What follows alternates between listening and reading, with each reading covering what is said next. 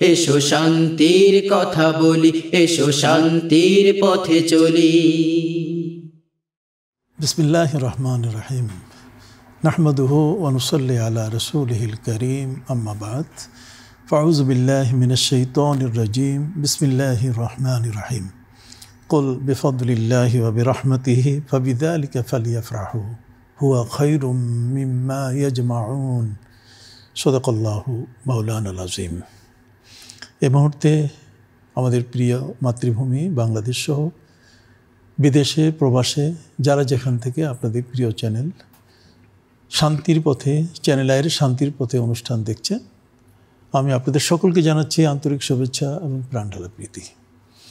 সে দর্শক, আপনারা সকলেই জানেন যে আমরা ইসলামের অত্যন্ত গুরুত্বপূর্ণ বিষয়, যে বিষয়গুলো আহলুস সুন্নাহ ওয়াল জামাতের যারা ওই সমস্ত ওলামায়ে কেরাম দারুণভাবে সমর্থন করে থাকেন, এবং বিশেষ করে যে বিষয়গুলো নিয়ে আমরা সবসময় ভেবে থাকি, ভাবনা করে থাকি, সেই বিষয়গুলো নিয়েই আমরা মূলত আলোচ্য বিষয় আমরা ঠিক করে থাকি। আজকের আলোচ্য বিষয় যেটা, সেটা হলো নূর নবী সাল্লাল্লাহু আলাইহি সাল্লামের শুভাগমন। আপনি জানেন আর মাত্র 2-3 দিন পরেই রবিউল আউয়াল মাস শুরু হতে যাচ্ছে। রবিউল আউয়াল হচ্ছে একটা বসন্তকাল ইসলামের। মুসলমানদের জন্য এই বসন্তকালটি এমনই যেটি ইমানদার ব্যক্তির অন্তরের মধ্যে নবীর মহব্বতকে বেশি বেশি পরিমাণে জাগরিত করে। যদিও নবী করিম সাল্লাল্লাহু আলাইহি ওয়াসাল্লামের প্রতি মহব্বত, ভালোবাসা ছাড়া ইমানদার হওয়ার কোনো সুযোগ নেই, কিন্তু তারপরও তার পবিত্র শুভাগমন, তার পবিত্র বেলাদত শরীফা শুভাগমনের এই মাসটি এই বিশ্বজগতে নবী প্রেমিকদের কাছে অত্যন্ত গুরুত্বপূর্ণ। কাজে এই বিষয়টির উপরে আজকের আমাদের দুজন অতিথি আলোচনা করার জন্য স্টুডিওতে তশরিফ এনেছেন। আসুন আমি তাদের সাথে আপনাদের পরিচয় করে দিচ্ছি। আমার ডানে বসা আছেন ঢাকা নেসারিয়া কামিল মাদ্রাসার সহকারী অধ্যাপক ডক্টর হায়দার আলী আখুন। আসসালামু আলাইকুম। ওয়ালাইকুম সালাম। বামে বসে আছেন, আপনি সকলেই জানেন, সারা পৃথিবী জোড়া যে শিক্ষা প্রতিষ্ঠানটি তার খ্যাতি অর্জন করেছে, সে ড্যামরাস্ত দারুন নাজাত সিদ্দিকিয়া কামিল মাদ্রাসার প্রধান মুফতি, সকলের পরিচিত মুখ এবং একজন শ্রদ্ধাভাজন ব্যক্তি, হযরত মাওলানা আল্লামা উসমান গনি সালেহী। আসসালামু আলাইকুম ওয়া রাহমাতুল্লাহ। জি, আপনারা কেমন আছেন? জি আলহামদুলিল্লাহ। জি আলহামদুলিল্লাহ, ভালো আছে। হ্যাঁ দর্শক, যেমনটা আপনারা আজকে শুনতে পেলেন যে নবী করিম সাল্লাল্লাহু আলাইহি ওয়াসাল্লামের শুভাগমন, এটি নিয়ে আজকে আমাদের আলোচনার বিষয়বস্তু কেন আমরা নিয়ে আসলাম। আপনারা জানেন যে প্রিয় নবী সাল্লাল্লাহু আলাইহি ওয়াসাল্লাম যদি জগতে না আসতেন, আল্লাহ তাআলা কিছুই সৃষ্টি করতেন না। বিশেষ করে যেদিন আল্লাহ সুবহানাহু ওয়া তাআলা আলমে আরওয়াহ রুহের জগতে নবী রসুলদের সামনে নিয়ে একটা অঙ্গীকার নিয়েছিলেন যে তোমাদের কাছে আমার একজন রসুল আসবেন, তিনি আসার সাথে সাথে তোমাদের আর নবুয়তি থাকবে না, রিসালাত থাকবে না, তিনি বিশ্বসভার সভাপতি। অতএব বিশ্বসভার সভাপতির সম্পর্কে আল্লাহ পাক রব্বুল আলামিন সেদিন যে ম্যান্ডেট নিয়েছিলেন, নবী রসুলদের কাছ থেকে যে অঙ্গীকার গ্রহণ করেছিলেন, এবং তার শুভাগমনের ক্ষেত্রে হযরত ঈসা আলাইহিস সালামও বলে দিয়েছিলেন যে if he come I will go, যদি তিনি চলে আসেন তাহলে আমার সব কিছুই শেষ, আমার আর কিছু থাকবে না, তিনি জগৎকে পরিচালনা করবেন। আসুন আমরা এই বিষয়টির উপরে এখন আলোচনা শুনব। সর্বপ্রথম আমি মাওলানা উসমান গনি সালেহী, আমি আপনার কাছে জানতে চাইব যে 12 রবিউল আউয়াল প্রিয় নবী সাল্লাল্লাহু আলাইহি ওয়াসাল্লামের শুভাগমনের এই দিনটি সোমবার ফজরের সময় নবী সাল্লাল্লাহু আলাইহি ওয়াসাল্লাম তশরিফ এনেছেন। এই শুভাগমনের বিষয়টি নিয়ে আমরা যে পবিত্র ঈদে মিলাদুন নবী সাল্লাল্লাহু আলাইহি ওয়াসাল্লাম বিষয়টি বলি, এই বিষয়টির আলোকে আপনি যদি একটু কথা বলেন। ধন্যবাদ আপনাকে। আসলেই পবিত্র ঈদ মিলাদুন নবী সাল্লাল্লাহু আলাইহি ওয়াসাল্লামের বিষয়টি এটি যুগ যুগ ধরে, এবং আমরা বংশ পরম্পরায়, আলেম পরম্পরায় কোরআন এবং সুন্নাহর আলোকে তারা এই ঈদে মিলাদুন নবী সাল্লাল্লাহু আলাইহি ওয়াসাল্লাম উদযাপন করে আসছে। এটিকে কোনো খোরা যুক্তি দিয়ে বা কোনো বক্তব্য দিয়ে এটিকে রিমুভ করে দেওয়ার বা ডিলেট করার, মাইনাস করার কোনো সুযোগ নেই। তা আমরা শুধু এতটুকুই বলতে চাই যে ওলামায়ে কেরাম তারা যেই কোরআন এবং সুন্নাহর আলোকে যেই দলিলগুলোকে, এভিডেন্সগুলোকে সামনে রেখে তারা বক্তব্য দিয়েছেন, আমরা সেই বক্তব্য শুধু তুলে ধরতে চাই, বাকি বিচার বিশ্লেষণ ওলামায়ে কেরাম করে দিয়েছেন, এবং এটি আমাদের নিজস্ব কোনো বক্তব্য না। আমরা যদি কোরআন থেকে বলি যে আসলে ঈদে মিলাদুন্নবীর অস্তিত্ব আছে কিনা, তাহলে আমরা প্রথমে দেখব যে পবিত্র কোরআন কারিমের সূরাত ইব্রাহিমের ৫ম আয়াতে আল্লাহ পাক রব্বুল আলামিন বলেন, ওয়াযাক্কিরহুম বিআইয়ামিল্লাহ। আল্লাহ তাআলা মূসা আলাইহিস সালামকে বলেন যে আপনি তাদেরকে আল্লাহর দিবসসমূহ স্মরণ করে দিন। এখানে আল্লাহ পাকের দিবস সম্পর্কে তাফসির করতে গিয়ে আইয়ামিল্লার তাফসির করেছেন রইসুল মুফাসসিরিন হযরত আব্দুল্লাহ ইবনে আব্বাস রাদিয়াল্লাহু তাআলা আনহুমা। তিনি বলেছেন আইয়ামিল্লাহ আই বিনিআমিল্লাহ, আল্লাহর নিয়ামত রাজিগুলো যে দিবসে আল্লাহর পক্ষ থেকে নাজিল হয়েছে সেই বিষয়গুলো আপনি স্মরণ করে দিন। আল্লামা সৈয়দ হাওয়া তিনি তাফসির করতে গিয়ে বলছেন যেখানে যে ইন্না বেলাদাতান নবী সাল্লাল্লাহু আলাইহি ওয়াসাল্লাম মিন আইয়ামিল্লাহ, তিনি তাফসির করেছেন যে আল্লাহর হাবিবের জন্মের দিনটি এটি হচ্ছে আইয়ামুল্লাহর অন্তর্ভুক্ত। তাহলে নবী পাক সাল্লাল্লাহু আলাইহি ওয়াসাল্লামের জন্মের দিনটাকে স্মরণ করা এবং এটা মানুষের মধ্যে আলোচনা করা, এটি আল্লাহ পাকের দিবসসমূহ আলোচনা করার মতোই। এবং এটি ওলামায়ে কেরাম এই আয়াতকে কেন্দ্র করে তারা দলিল দিয়েছেন ঈদ মিলাদুন্নবী সম্পর্কে। দলিল দিয়েছেন সৈয়দ আলাবি আল মালিক আল মাক্কি সহ আরও প্রায় ৪০ জন মুফাসসির এই আয়াতের তাফসির করতে গিয়ে রাসূল আকরাম সাল্লাল্লাহু আলাইহি ওয়াসাল্লামের বেলাদাতের কথা বলেছেন। ২ নম্বর যে দলিলটি আমরা দিব সেটি হচ্ছে শাহরু রমাদান আল্লাযী উনজিলা ফীহিল কোরআন। সৈয়দ মোহাম্মদ ইবনে আশুর রহমতুল্লাহ আলাইহি তার তাফসিরের মধ্যে লিখেছেন যে আল্লাহ পাক রব্বুল আলামিন বলছেন যে এ তো রমজান মাস, যে মাসে নাজিল করা হয়েছে পবিত্র কোরআন কারীম, এই মাসটিকে যে পাবে সে যেন সিয়াম পালন করে, রোজা পালন করে। তো উনি এই আয়াত দিয়ে দলিল দিয়েছেন ঈদে মিলাদুন্নবীর। তা আমরা অবাক হয়ে গেলাম যে কিভাবে দলিল দিলেন তিনি। উনি বলছেন যে যে মাসে কোরআন নাজিল হয়েছে তোমরা সেই মাসে সিয়াম পালন করো। তো এই যে সিয়াম পালন করো, অথচ কোরআন তো নাজিল হয়েছে হিজরতের প্রায় ১৩ বছর আগে, আমরা নবুয়তের ৪০ নবুয়ত পেয়েছেন তখন। তাহলে কোরআন যে মাসে নাজিল হয়েছে সেই মাস থেকে কিন্তু আমরা রোজা শুরু করি নাই, তার ১৩ বছর পরে। তার মানে অনুরূপ একটি মাসে তোমরা সিয়াম পালন করো। তার মানে আমরা কিন্তু ১৩ বছর পরে কিন্তু রোজা পালন শুরু করেছি। তাহলে তার মানে উদ্দেশ্য কি? কোরআন নাজিল হয়েছে যে মাসটিতে, সেই মাসটির মর্যাদা অনেক বেশি, কিন্তু আমরা তো সেটি পাই নাই। পরবর্তীতে এই মাসটি যখন আসবে, দ্বিতীয় হিজরিতে আমরা যখন রোজা শুরু করলাম, ১৩ বছর পর কিন্তু আমরা শুরু করলাম। তাহলে এই যে এই আয়াতটাকে উনি বলছেন যে রাসূল আকরাম সাল্লাল্লাহু আলাইহি ওয়াসাল্লামের কোরআন নাজিলের বিষয়টা যদি এরকম অনুরূপ একটি বিষয় দিয়ে যদি তাজিম করা যায়, তা আল্লাহর নবীর বিলাদাতেরটাকেও ঠিক সেম টু সেম তাজিম করতে কোনো বাধা নেই। উনি ৩ নম্বর দলিল দিয়েছেন যে আয়াতটি আপনি কোট করেছেন কুল বিফাদলিল্লাহি ওয়া বিরহমাতিহি। তিনি এখানে আবু শাইখ আব্দুল্লাহ ইবনে আব্বাস রাদিয়াল্লাহু তাআলা সম্পর্কে তিনি বলে দিয়েছেন যে তাফসিরে রুহুল মাআনির ৬ষ্ঠ খণ্ডে ৪৪৪ পৃষ্ঠার মধ্যে এখানে ফাদলুল্লাহ দ্বারা উদ্দেশ্য হচ্ছে ইলম এবং রাহমাত দ্বারা উদ্দেশ্য হচ্ছে মুহাম্মদুর রাসূলুল্লাহ সাল্লাল্লাহু আলাইহি ওয়াসাল্লাম। তিনি এটা প্রমাণ করছেন ওমা আরসালনাকা ইল্লা রাহমাতাল লিল আলামিন। তো এই আয়াতটাকে কেন্দ্র করে বলছেন যে নবীকে পেয়ে আমাদের খুশি হওয়া দরকার। তো আমরা যদি এই ৩টি আয়াত, আরেকটি আয়াত আমরা কোট করতে পারি যেটা সূরাতুল হিজরের ৭২ নম্বর আয়াত, আল্লাহ বলেন লা আমরুকা ইন্নাহুম লাফি সাকরাতিহিম ইয়ামাহুন। আল্লাহ তাআলা আল্লাহর হাবিবের কসম করেছেন, অথচ পৃথিবীতে আল্লাহ তাআলা ১,২৪,০০০ নবী প্রেরণ করেছেন, কোন নবীর কসম করে নাই। অথচ আমার নবীর কসম করেছেন, নবীর ৬৩ বছরের কসম, প্রতিটি সেকেন্ড প্রতিটি মুহূর্তের কসম। তা আল্লাহ যেখানে নবীজির কসম করলেন, তাহলে নবীর এই জন্মটা কত গুরুত্বপূর্ণ। ৫ নম্বর যে আয়াতটা আমরা দলিল দিব সেটি হচ্ছে আল্লাহ পাক রব্বুল আলামিন বলেন ওয়া কুল্লান নাকুসু আলাইকা মিন আম্বাই রাসূল মা নুসাব্বিতু বিহি ফুয়াদাক। রাসূল, আমি আপনার কাছে অন্যান্য নবীদের জীবনে আলোচনা করেছি যাতে করে আমরা চিত্তকে বলিষ্ঠ করতে পারি, হৃদয়টাকে শক্তিশালী করতে পারি। তাহলে নবীদের আলোচনা করলে হৃদয় শক্তিশালী হয়, এটাও দলিল দিয়েছেন উলামায়ে কেরাম ঈদে মিলাদুন নবী। তাহলে 5টি আয়াত। আমরা যদি হাদিসের দিকে যাই, একেবারে 1 মিনিটে আমরা শুধু এতটুকু বলবো যে হাদিসগুলো আল্লামা ইমাম ইবনু হাজার আসকালানী রাহমাতুল্লাহ আলাইহি, আপনি জানেন যে ফতুহুল বারির যিনি লেখক, শরহ সহিহুল বুখারী 852 হিজরির আলেম, সেই আল্লামা ইমাম ইবনু হাজার আসকালানী রাহমাতুল্লাহ আলাইহি তিনি বলেছেন ঈদে মিলাদুন নবীর দলিল রয়েছে বুখারী শরীফ এবং মুসলিমে, এবং তিনি বুখারী শরীফ এবং মুসলিমে এই হাদিসটি দলিল দিয়েছেন 5445 নম্বর হাদিসে। তিনি বলে দিয়েছেন যে কাদিমান নবী আল মাদিনা আল মুনাওয়ারা, সে আশুরা হাদিসটিকে দলিল দিয়েছেন। এবং উনারই প্রিয় শাগরেদ, তার নাম হচ্ছে ইমাম সাখাবী রহমতুল্লাহ, যিনি 902 হিজরি আলেম। উনি একটি কিতাব লিখেছেন আল আজবিবাতিল মারদিয়া। তিনি 1113 এবং 14 পৃষ্ঠার মধ্যে উনি নকল করেছেন যে রসুলের ঈদে মিলাদুন নবীর দলিল রয়েছে বুখারী এবং মুসলিমে। এবং আল্লামা জালালউদ্দিন সৈয়দী, তিনি 911 হিজরির একজন আলেম, যার হুসনুল মাকসিদ ফি আমালিল মাউলিদ এবং তিনি তাফসিরে জাল্লাইন লিখেছেন, যিনি 2 লক্ষ হাদিস যার 5 সনদ মুখস্থ ছিল, যিনি 75 বার নবীজিকে স্বপ্নে দেখেছেন। তিনি বলেছেন তোমরা যারা বলো ঈদে মিলাদুন নবীর দলিল পাও না, ঈদে মিলাদুন নবীর দলিলটি রয়েছে বুখারী এবং মুসলিমে। এবং সহিহ হাদিস উনি এনেছেন যে আনাস ইবনে মালিক আক্কা আক্কা নাফসি বাদা মা জাআতহুন নবুওয়া এবং রিজালুহুম সিকাত। তাহলে যেখানে সহিহ হাদিস রয়েছে এবং কোরআনের তাফসীর রয়েছে এবং যুগ যুগ ধরে বংশ পরম্পরায় শাহ ওলিউল্লাহ মুহাদ্দিস দেলবি রহমাতুল্লাহ আলাইহিকে বাদ দিলে এই উপমহাদেশে কেউ মুহাদ্দিস লিখতে পারবে না, সে হোক আহলে হাদিস, হোক কওমি, হোক আলিয়া, তিনি কিন্তু এটাকে ঈদে মিলাদুন নবী বলেছেন। খোদ আশরাফ আলী থানভী সাহেব তিনি ঈদে মিলাদুন নবীর উপর একটা বই লিখে দিয়েছেন। তাহলে আর থাকলো কারা, বাকি থাকলো কারা? বইটা বলেন নসরুদ্দীপ, না নসরুদ্দীপ না, ওনার বইটির নাম হলো আপনার আমি বইটির নাম এখনই বলে দিচ্ছি, সেখানে বইটা আচ্ছা আমরা শুনবো, আপনি বইটির নামটি মনে করেন। একজন কলার অপেক্ষা করছে। দর্শক আসসালামু আলাইকুম ওয়া রাহমাতুল্লাহি ওয়া বারাকাতুহু। জি, আপনার পরিচয় দিয়ে প্রশ্নটি করুন। জি আসসালামু আলাইকুম হুজুর। ওয়া আলাইকুম আসসালাম ওয়া রাহমাতুল্লাহ। মাসুম কুমিল্লা ধর্মপুর থেকে।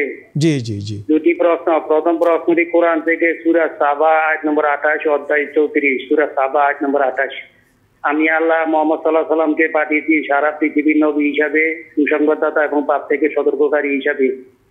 আমি আল্লাহ মুহাম্মদ সাল্লাল্লাহু আলাইহি সাল্লামকে পাঠিয়েছি সুসংবাদদাতা হিসাবে। এর দ্বারা সুসংবাদদাতা বলতে আয়াতটিকে কোরআন কি বলতেছে, সূরা সাবার 28 নম্বর আয়াত।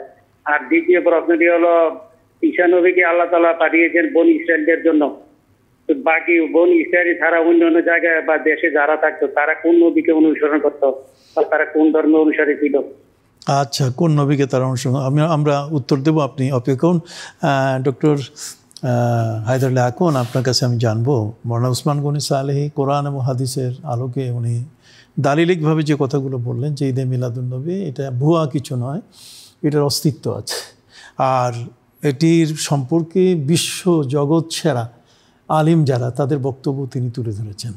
আপনার কাছে যেটা আমি জানতে চাই, আপনি জানেন যে পবিত্র কোরআন মজিদের সূরা ইনশিরাহ, সেখানে বলা আছে ওয়ারাফা'না লাকা যিকরাক। তো নবী করিম সাল্লাল্লাহু আলাইহি ওয়াসাল্লামের আলোচনাটা, তার জিকির, তাকে নিয়ে কথা বলার বিষয় যতগুলো আছে তার মধ্যে প্রিয় নবী সাল্লাল্লাহু আলাইহি ওয়াসাল্লাম জগতের মধ্যে শুভাগমন করলেন, আর সেই শুভাগমনের বিষয়টি সেটা এর থেকে বাদ পড়ে যাবে।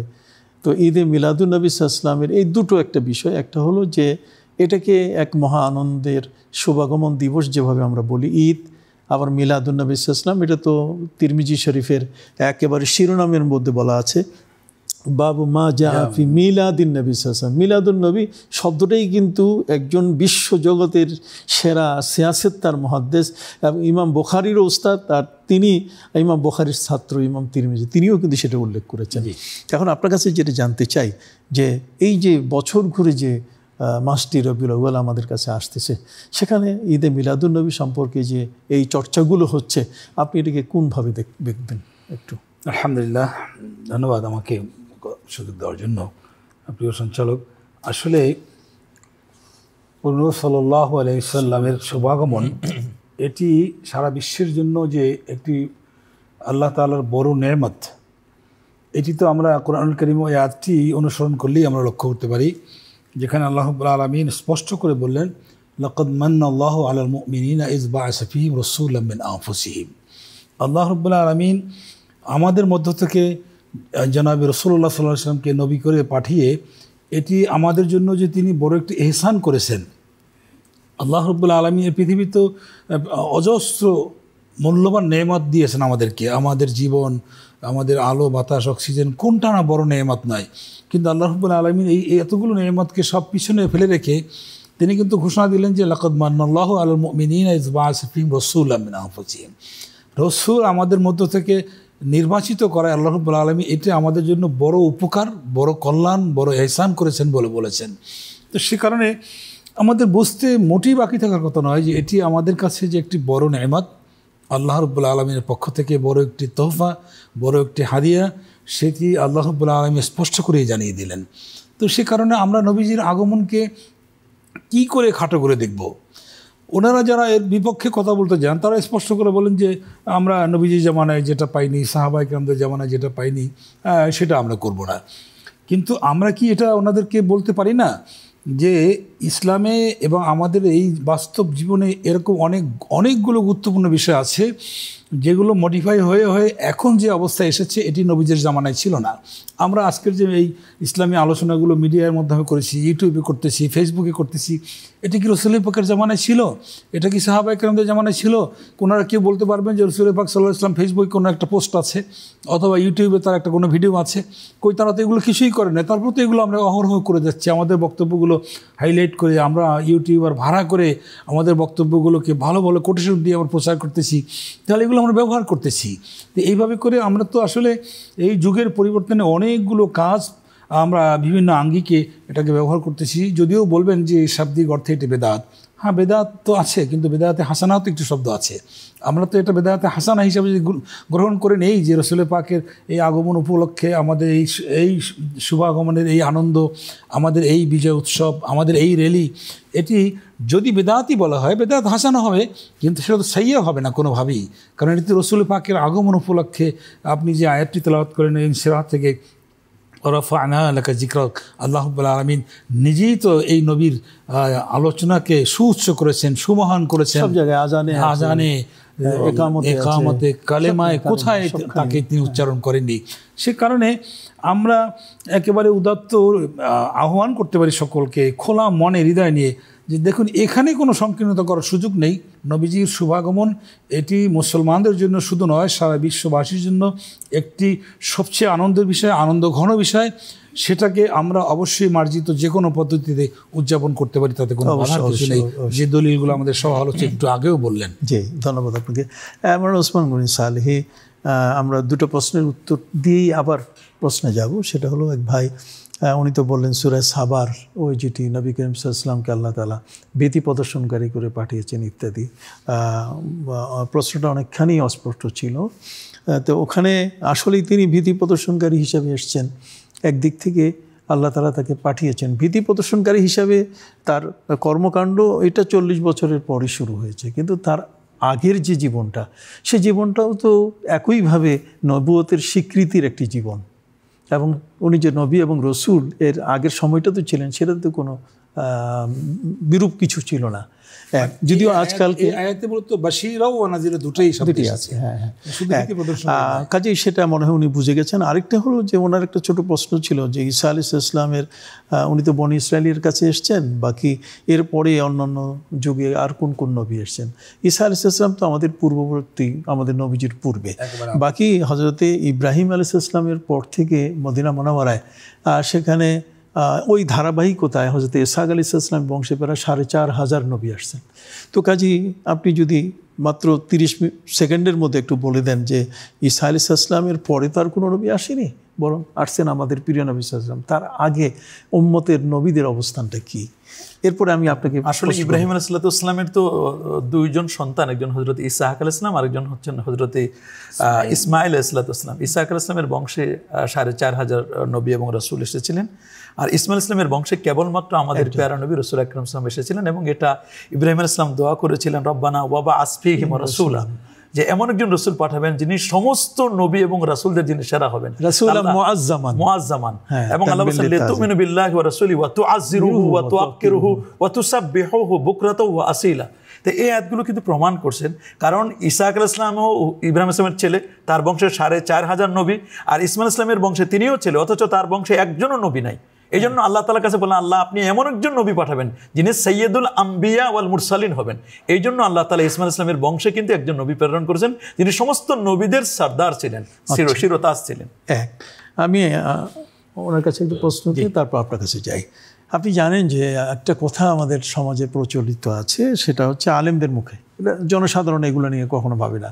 জনসাধারণ নবীকে সালাম দিতে চায়, দাঁড়াতে চায়, ইয়া নবী সালাম আলাইকা বলতে চায়, জনসাধারণের কোনো আপত্তি নেই। আপত্তি হলো আলেম সম্প্রদায়ের কিছু লোকের, তাও যৎসামান্য কিছু লোকের।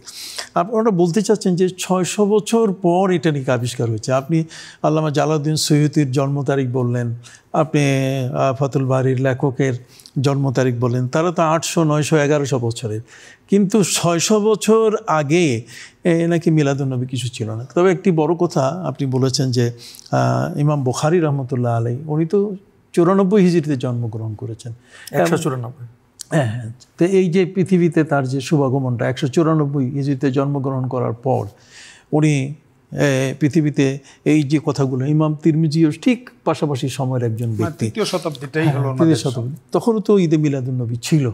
তো 600 বছর পরে এটা আসলো, এই বিষয়টা একটু বুঝতেছি না, আপনি যদি একটু বুঝাই দেন। না, আসলে 600 বছর পরে এটা আমাদের সিস্টেমেটিকলি, এটা ফাতেমীয় বংশের মধ্যে এটা মিলাদের মানে ক্রমবিকাশ, আমরা উৎপত্তি এবং ক্রমবিকাশ যদি আমরা বলি, মূল আসলি মিলাদ, মৌলিক মিলাদের বিষয়টি এটি খোদ নবী করিম সাল্লাল্লাহু আলাইহি ওয়াসাল্লামের যুগেই ছিল। যদি যুগে না থাকতো তাহলে তো সাহাবায়ে কেরাম আলোচনা করতো না। কারণ সহিহ মুসলিমের 1162 নম্বর হাদিস, হযরতে আবু কাতাদা আল আনসারী থেকে হাদিসটি বর্ণিত। রাসূল আকরাম সাল্লাল্লাহু আলাইহি ওয়াসাল্লামকে জিজ্ঞেস করা হলো, আন সাওমি ইয়াউমিল ইসনাইন, হুজুর সোমবার দিন রোজা রাখা যাবে কিনা? রাসূল আকরাম সাল্লাল্লাহু আলাইহি ওয়াসাল্লাম বলেন যে তোমরা সোমবার রোজা রাখো, ফিহি উলিদতু, ওই দিনে আমি জন্মগ্রহণ করেছি, এবং উনজিলা আলাইয়াল ওয়াহয়ু আউয়ালান, এদিন আমার প্রতি সর্বপ্রথম ওহী নাজিল হয়েছিল। তো রাসূল আকরাম সাল্লাল্লাহু আলাইহি ওয়াসাল্লামের যুগেও তো মিলাদুন্নবী পালন করা যায়, যেটা আল মাদাখালের মধ্যে স্পষ্ট করে বলে দেওয়া হয়েছে যে এটা রাসূল আকরাম সাল্লাল্লাহু আলাইহি ওয়াসাল্লামের জন্মের যে দিনটি, এই দিনটি নিঃসন্দেহ একটি বরকতময় দিন, এবং রাসূল আকরাম সাল্লাল্লাহু আলাইহি ওয়াসাল্লাম সাহাবায়ে কেরাম সেলিব্রেট করতো মূলত নবীর জন্মদিনটিকে। এটা রাসূলের যুগেই ছিল। আমি আপনাকে একটু ইন্টারড্রপ করব, তার কারণ হচ্ছে প্রশ্ন স্বাভাবিকভাবে যেটা আসে এটার উত্তর যদি জনগণ না জানে, বিশেষ করে আপনার দুজন দেশের খ্যাতনামা আলেম, আপনাদের মুখ থেকে আসলে জনগণ সহজে এটা মেনে নেবে এবং বিশ্বাস করবে। তারা বলছেন যে নবী করিম সাল্লাল্লাহু আলাইহি ওয়াসাল্লামকে যখন প্রশ্ন করা হলো যে রাসূল এই সোমবারের দিনে রোজা রাখার মাহাত্ম্য এত বেশি কেন, তখন নবীজি বললেন যে ফিহি উলিদতু, আমি সেদিন জন্ম নিয়েছি। তাহলে রোজা রাখছেন তার জন্মের দিবসে। এখন প্রশ্নও তারা করছে যে যদি মিলাদুন্নবী ঠিক আছে আপনার পালন করছেন, তো রোজা রাখেন না কেন? না, আমরা তো সোমবারে আমরা রোজা রাখি না, আমরা তো রোজা রাখি। সবাই যে রাখবে এটা তো নফল রোজা, সবাই রাখতে হবে এমন কোনো কথা নয়। শুধু যে রোজা রাখার মাধ্যমে নবীর জন্মদিনকে সেলিব্রেট করতে হবে তা কিন্তু নয়। আল্লামা ইসমাইল হাক্কি রহমতুল্লাহ বলছেন, এতাআমুত, মানুষকে খাবার খাওয়ানোর মাধ্যমে, নবীর আলোচনার মাধ্যমে, সেমিনারের মাধ্যমে বিভিন্নভাবে তো রাসূল আকরাম সাল্লাল্লাহু আলাইহি ওয়াসাল্লামকে তার সম্মান আলোচনা করা যায়। যেমন আপনি দেখুন, আমরা যে বলি যে রাসূল আকরাম সাল্লাল্লাহু আলাইহি ওয়াসাল্লামের প্রতি দরুদ শরীফ পড়ো, দরুদ শরীফের অর্থ কি? আল কৌলুল বাদী কিতাবের মধ্যে স্পষ্ট করে বলে দেওয়া হয়েছে যে আল্লাহুম্মা সাল্লি আলা মুহাম্মাদিন, মানে কি? আয় আল্লাহুম্মা মাজিদ মুহাম্মাদা, আল্লাহ তুমি মুহাম্মদ সাল্লাল্লাহু আলাইহি ওয়াসাল্লামের মর্যাদাকে উচ্চকিত করে দাও। যে নবীকে আল্লাহ তাআলা তার মর্যাদাকে এমনভাবে বাড়ায় দিয়েছেন, একেবারে দুলক ভুলক ছাড়িয়ে একেবারে আরশে আজিম পর্যন্ত নবীকে নিয়ে গেছেন। সে নবীর মর্যাদা ইয়া আইয়ুহাল্লাযিনা আমানু সাল্লু আলাইহি ওয়া সাল্লিমু তাসলিমা, আয় এতানু বিশানিহি। আল্লামা কাজী নাসিরউদ্দিন বাইজাবি রাহমাতুল্লাহ আলাইহি তিনি তাফসীর করেছেন যে তোমরা তার শানকে উচ্চকিত করো। যে যেখানে আল্লাহ নবীর শানকে উচ্চকিত করেছেন এবং যুগ যুগ ধরে উলামায়ে কেরাম সেটাও কিন্তু বলে দিয়েছেন। আমি যে বইটা কথা বলতে চাইছিলাম, নামটি আশরাফ আলী থানভী সাহেব যে বইটির কথা লিখেছেন, সেটা হচ্ছে ইরশাদুল ইবাদ ফি ঈদিল মিলাদ। উনি কিন্তু বই লিখে দিয়েছেন ইরশাদুল ইবাদ ফি ঈদিল মিলাদ। উনি ঈদে মিলাদুন নবীর উপরে ফি ঈদে মিলাদুন নবী উনি বই লিখে দিয়েছেন। তাহলে আমরা কেন এখানে বিরোধিতা করতেছি, যেখানে লক্ষ লক্ষ আলেম ওলামা এটাকে পালন করে আসেন, সারা ওয়ার্ল্ডে যেখানে আলোচনা হচ্ছে সেখানে এটাকে তো বিরোধিতা করার কোনো সুযোগ নেই। আমি যতটুকু বুঝি এবং আপনার সাথে আমি বিষয়টা সংযুক্ত করতে চাই, আর সেটা হলো যে আসলে নবী করিম সাল্লাল্লাহু আলাইহি ওয়াসাল্লাম পবিত্র জন্ম ওই দিন হওয়ার কারণেই তো রোজা আসছে, তিনি ওই রোজাটা পালন করছেন। ইভেন কোরআন মাজিদও পেয়েছে নবীর কারণে। আমি বলতেছি যে উনি পবিত্র তার জন্ম হওয়ার কারণেই তো তিনি রোজা রেখেছেন জন্মদিন কেন্দ্র করে। তো কাজেই আমি মনে করি যে তার পবিত্র বেলাদত শরীফার গুরুত্ব এটা কোনো অংশে কম নয়। হ্যাঁ, রোজা এটা হচ্ছে বরকতের জন্য, সেই দিনকে সেলিব্রিটি করার জন্য, এটাতে কোনো সন্দেহ নেই। কোনো দর্শক কি অপেক্ষা করছেন? জি জি দর্শক, আসসালামু আলাইকুম ওয়া রাহমাতুল্লাহি ওয়া বারাকাতুহু। আপনার প্রশ্নটি করুন। ওয়ালাইকুম আসসালাম। হুজুর, আমার প্রশ্ন হলো, আমি একজন দেখলাম আসরের নামাজ পড়া ওযু না কইরা পরে এই মাগরিবের নামাজ পড়লো, এটা ঠিক আছে কিনা? আসরের নামাজ পড়ে কি আসরের পরে মাগরিব পড়ে নিছে, আসরের নামাজ পড়া অনেক সময় থাকে, তো সিগারেট খেয়ে আবার মাগরিবের নামাজ পড়ছে ওই ওযু দিয়ে। আচ্ছা, আরেকটা হলো জহরের সময় অনেক সময় আমি নিজেই ক্লান্ত হয়ে যায়, বয়স তো অনেক বেশি, তো মাঝে মাঝে ওই সুন্নত না বইয়া ওই খরচটা আদায় করে বাড়াই। আরেকটা হলো মাঝে মাঝে আমি শুক্রবারে ইয়ে যেতে পারি না, হাঁটতে খুব কষ্ট হয়, হাঁটলে হরান হয়ে যায়, তখন আমি ওই মাঝে মাঝে যাই না মসজিদে। এই হলো এক। আমি যুদ্ধান্ত মুক্তিযোদ্ধা, ঠিক আছে, ধন্যবাদ আপনাকে। হ্যাঁ, যে আপনার কথা আমরা শুনেছি, সব প্রশ্ন তো একসাথে নেওয়া যাচ্ছে না। আপনি আমাদের সময় অত্যন্ত কম। আপনি যেটা বলছেন যে আসরের নামাজের পরে ওই সিগারেট খাইছে, তারপরে আবার মাগরিবে উযু না করে, এটা কোনো মতেই তার উচিত হয়নি। সিগারেট এটা আমরা কখনো এটাকে সমর্থন করি না, এটা মাকরুহ তাহরিমি। অতএব তার উচিত ছিল আবার নতুন করে উযু করে ফেলা। যেহেতু উযু নাকেজ নষ্ট হওয়ার ক্ষেত্রে এটার কোনো ভূমিকা নাই, বাকি সে কাজটা করছে খারাপ। আর জোহরের সুন্নতে মুআক্কাদা এটা পড়তে হবে, নাহলে গুনাহ কবিরা হবে। আর অপর দিক থেকে আপনি যেটা বলছেন যে জুমা, ক্লান্তির কারণে জুমা আপনি বাদ দিলে, তিনবার যদি জুমা আপনি বাদ দেন, তাহলে এটা মুনাফিকের খাতায় আপনার নাম চলে আসবে। ডক্টর হায়দার আলী, এখন আপনার কাছে আমি জানতে চাচ্ছি সেটা হলো, আপনি দেখেন, আর আপনাকে দিতে পারতেছি না, সময় আমাদের কম। সুইশোষ দর্শক, আপনারা অবশ্যই জানেন যে পবিত্র কোরআন মজিদে হযরত ঈসা আলাইহিস সালামের পবিত্র জন্মের কাহিনী সূরা মরিয়মের মধ্যে বর্ণনা করা হয়েছে। ঠিক হযরত মুসা আলাইহিস সালাম তিনি জন্মগ্রহণ করার পরে তার মা তাকে ফেলে দিলেন সেই সাগরের মধ্যে, পানির মধ্যে, সেই বিষয়টিও কিন্তু জানা আছে। এগুলো হচ্ছে হযরত নবী ইব্রাহিম আলাইহিস সালাম, তার ঘরে ইসমাইল আলাইহিস সালাম ইসহাক জন্ম নিলেন, সেখানেও কিন্তু এই জন্মের কাহিনীর ইতিহাস আছে। কাজে মিলাদ মানে জন্ম কাহিনী, নবীদের শুভাগমন। সেক্ষেত্রে আমাদের প্রিয় নবী সাল্লাল্লাহু আলাইহি ওয়াসাল্লামের শুভাগমন, এটি তো বিষয় অবশ্যই বেশি বেশি চর্চা করা আমাদের একান্ত প্রয়োজন, যেহেতু আমাদের ঈমান সেই নবীর জীবনের সাথে সম্পৃক্ত। সকলে ভালো থাকেন, সুস্থ থাকেন। আসসালামু আলাইকুম ওয়া রাহমাতুল্লাহি ওয়া বারাকাতুহু।